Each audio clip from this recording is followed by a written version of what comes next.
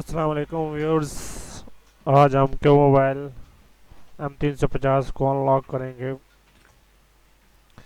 इससे पहले मेरे चैनल को, ये चैनल है मैंने इसको सब्सक्राइब कर दीजिएगा प्लीज़, और लाइक और शेयर ज़रूर कीजिएगा।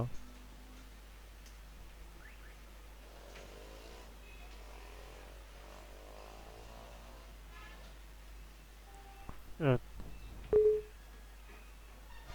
इसको ओपन कर लेंगे।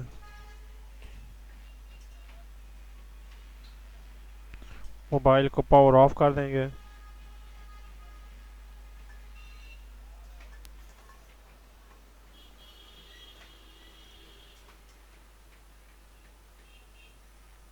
मोबाइल जब पावर ऑफ हो जाए उसके 10 सेकंड बाद ये इस यहाँ पे क्लिक करें और फॉर्मेट पे क्लिक करेंगे और USB केबल इंसर्ट करेंगे।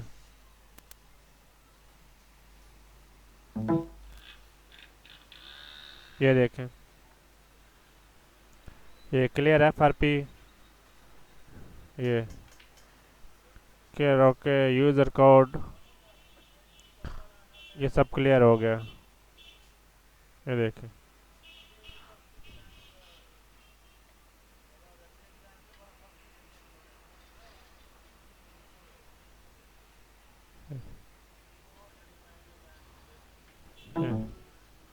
ये देखें डिस्कनेक्ट आ गया। Thank for watching.